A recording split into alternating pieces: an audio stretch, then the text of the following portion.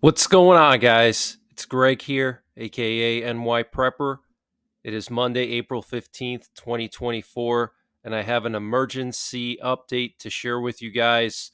Right now, it is 14:43 Eastern Time here in the United States, and I wanted to just update you on the situation with Iran and Israel.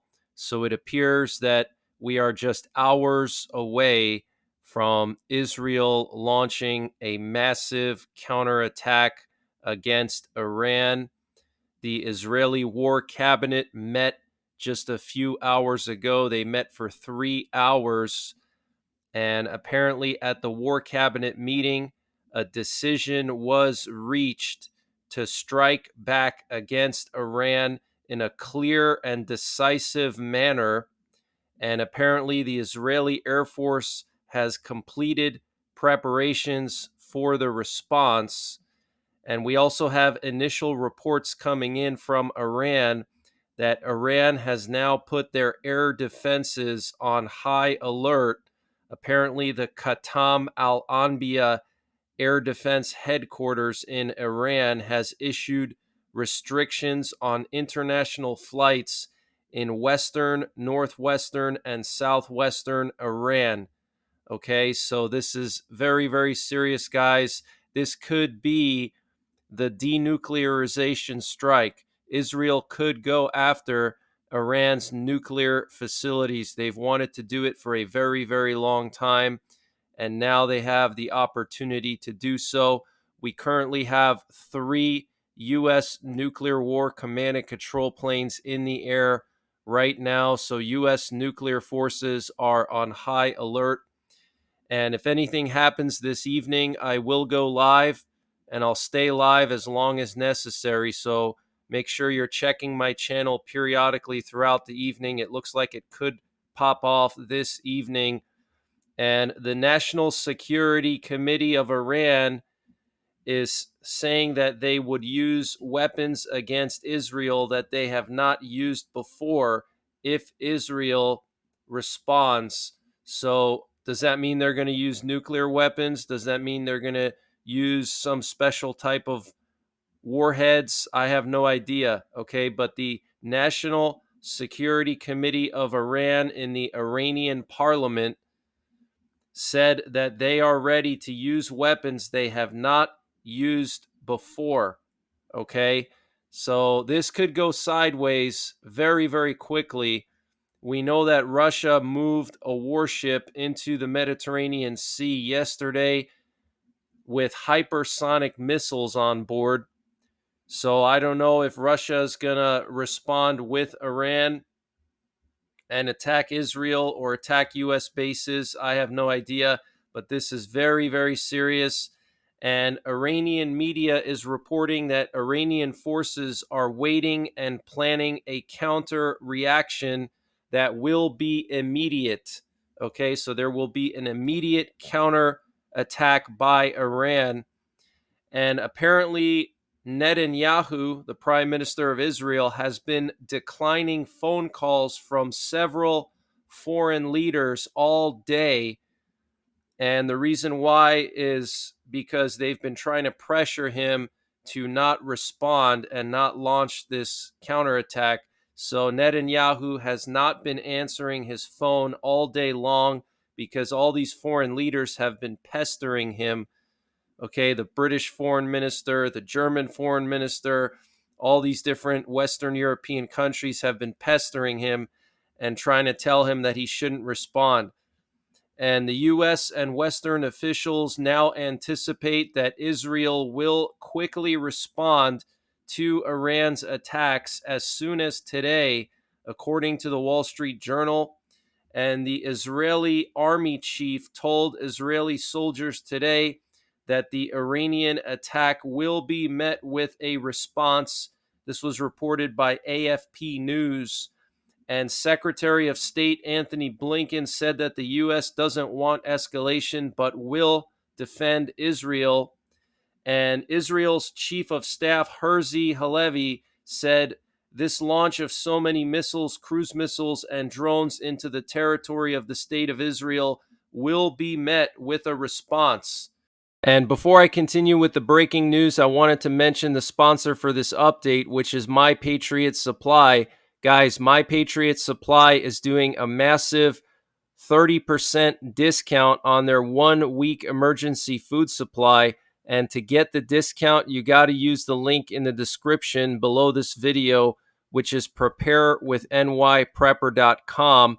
The normal price for their 1 week freeze-dried emergency food supply is $80. They're knocking it down to $50 for 1 week of emergency food with a 25-year shelf life, and it's all packed into a small lockable ammo can with a waterproof gasket. They also have a general store, and to get to their general store, you just got to click on the My Patriot Supply logo at the top of the page when you get to preparewithNYPrepper.com.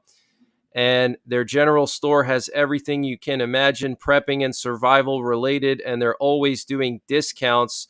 So check it out. Use the link preparewithNYPrepper.com to get over 35% off of the My Patriot Supply 1 week emergency food supply, and also to get access to their general store. And they're always doing discounts there. I'll leave the link in the description below this video. And the Israeli Air Force has reportedly finished preparing for an attack on Iran, according to Israeli Channel 13. And an Israeli army spokesman said that starting tomorrow morning until noon local time in Israel, a military maneuver will be held in the middle and upper Galilee, and there will be major movements of aircraft, vehicles, and security forces. So I don't know if that's related to their attack on Iran, or if this is some kind of a security measure to fortify their border with Lebanon and Syria, and they're moving forces up there. I'm not sure, but this is very, very serious, guys. Okay, a major movement of aircraft, vehicles, and security forces in the middle and upper Galilee tomorrow morning, local time in Israel.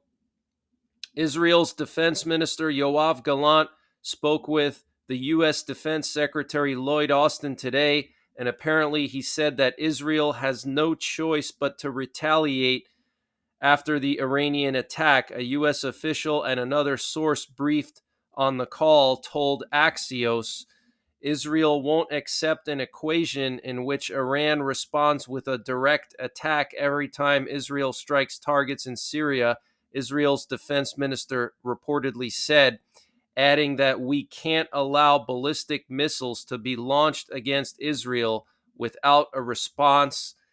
And Netanyahu reportedly said today that we will respond to Iran, but we need to do it wisely and not from the gut. They need to be under stress like they made us under stress. Okay, so he's talking about a massive retaliation, at least as big as what Iran launched.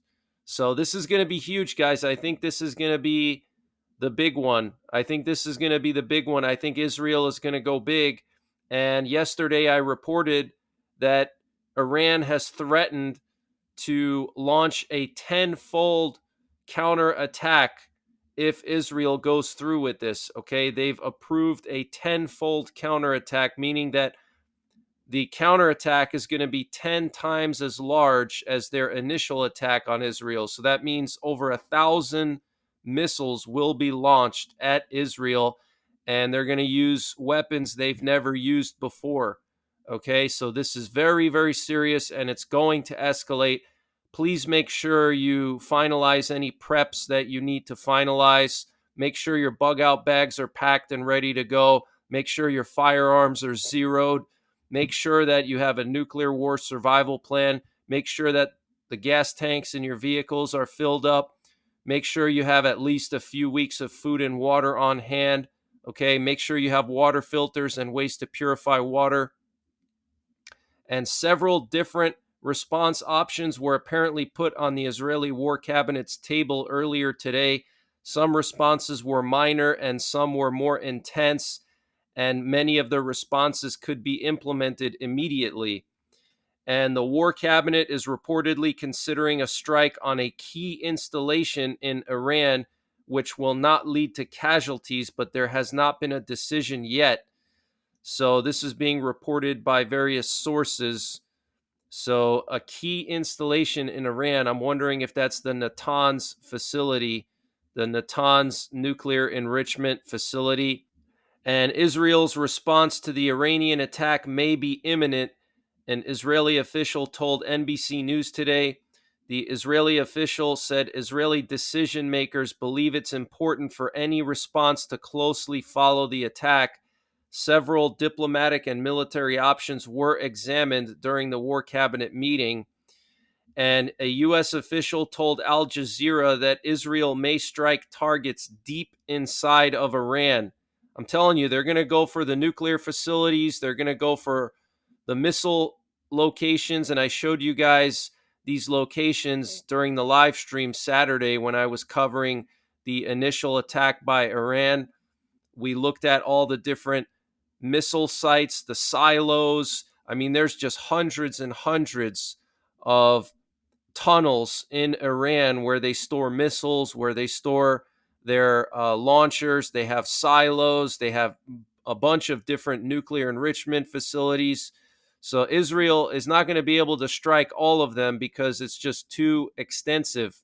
Okay, the Iranians have basically been boring into the mountains like rats, like tunnel rats, and they have just hundreds and hundreds of these bunkers and tunnels where they store missiles, and they have all these different silos everywhere. So they're not going to be able to take out all of those. They're going to have to pick the most important targets.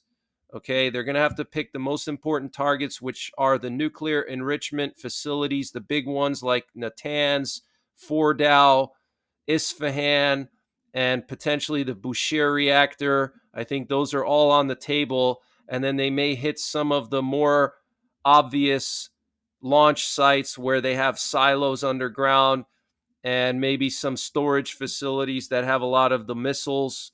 And they may take out a lot of Iran's radars as well.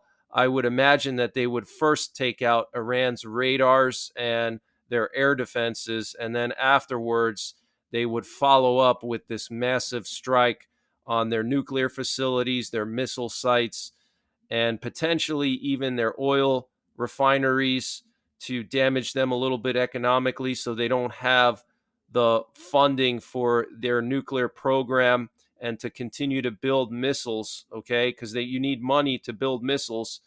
So this is going to be a large strike, guys. This is probably going to be a multi-hour event, okay? It's going to be much bigger than what Iran did, much bigger, okay? Because they're talking about using the Air Force. They're probably going to have to fly very close to Iran.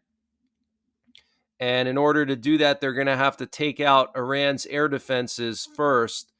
They do have F-35s, which are stealth fighters, but if they have long-range cruise missiles, they don't necessarily need to penetrate Iranian airspace because the Natanz facility and a lot of the nuclear facilities like Fordow and Isfahan, they're only a few hundred miles away from the Iraq border and from the Persian Gulf. Actually, Natanz is only 270 miles in a straight line from the Persian Gulf, so they could release their missiles over the Persian Gulf or even from Jordan and still be able to hit those facilities, but they're going to need to launch a lot of missiles because these facilities are massive, okay? These facilities are massive. Just to destroy, let's say, the Natanz facility, they're going to have to launch probably several dozen missiles with overlapping blast radius so they can completely destroy the facility. And then also they have underground components to these facilities that they're going to have to hit with earth-penetrating warheads. And Israel is delaying its plans for a ground offensive in Rafah, two Israeli sources said earlier today. And Israel is delaying its plans for a ground offensive in Rafah, two Israeli sources said today. So clearly that means that Israel is shifting its focus to Iran, which is the head of the snake. And Iran has sent an important and unprecedented warning message to Israel via Egypt Iranian diplomatic sources told Al Jazeera. The content of the message addressed the Iranian response to any new Israeli adventure, sources say. And Iranian Foreign Minister Abdullahian told the British Foreign Minister David Cameron in a phone call that Iran does not want escalation in the region, but stressed that if Israel seeks adventure, our next response will be immediate, stronger, and more extensive. And Iran's foreign minister threatened Jordan with a direct attack if they continue to help Israel. And Saudi Arabia has acknowledged that they helped defend Israel against Iran Saturday night. And Israeli media is reporting that Britain, France, Germany, Saudi Arabia, the UAE, Egypt, and Jordan all stood together with Israel like an impenetrable wall on Saturday night during the missile attack. And the head of the IDF Home Front Command, that's the Israeli Civil Defense Agency, Lieutenant General Rafi Milo, said on Monday that there may be changes in security directives in the coming days in accordance with the assessment of the situation. Okay, so Israeli civil defense may issue new restrictions in the coming days. And Iraq has deployed air defense systems along their border with Jordan. And yesterday I reported that Israel asked Jordan to shut off all the lights along their border with Iraq and Syria. So this is very interesting. And Lufthansa has canceled all flights to Tehran until Friday, April the 19th. And the UK airline EasyJet has suspended all flights to and from Tel Aviv. And Italy has announced the closure of its consulate in Tehran until further notice. Wow. And KLM has canceled all flights to and from Tel Aviv until at least Tuesday. United Airlines says it has canceled its flights to Tel Aviv for the rest of today. And apparently, the Iranian IRGC militias are digging tank trenches along their military sites in the desert of Al-Bukamal, east of Deir Azor in eastern Syria, as well as around oil wells controlled by the IRGC militias. So I don't know if Israel is going to invade Syria and they're going to try to take control of these oil wells and maybe overtake some of these IRGC bases. But the IRGC is now digging anti-tank trenches and various types of trenches around their military sites in the desert of Al-Bukamal in Syria and around oil wells, okay? This comes after the Iranian Security Office received information about the possibility of ground attacks from the Tanf area. Additionally, several points have been equipped with thermal cameras and wireless devices. An official in Netanyahu's office told NBC, "We are consulting with partners to respond to Iran, and the final decision is for Israel."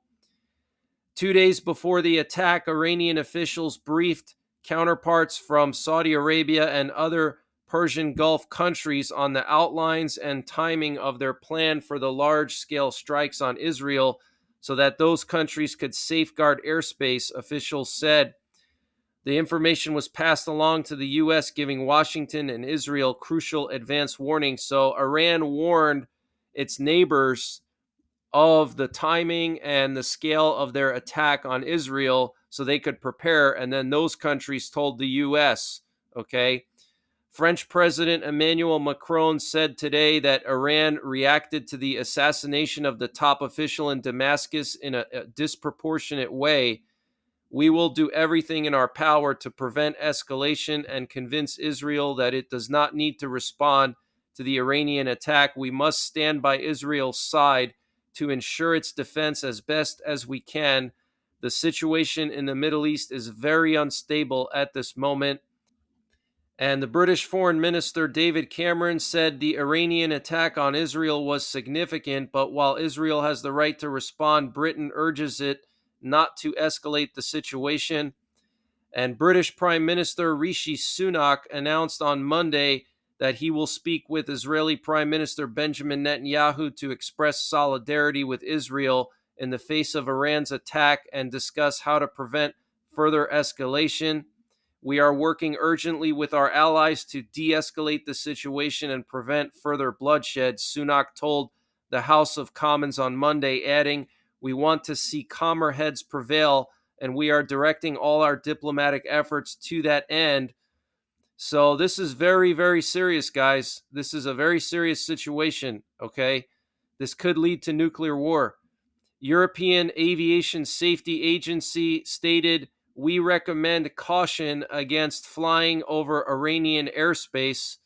And a number of local authorities in Israel, including Beersheba, Emek Hefer, and Holon, announced that they would not be opening schools today, even though the Israeli Homefront Command lifted the ban on opening schools yesterday. So the local authorities are obviously still very concerned about the situation, and they're deciding to keep the schools closed.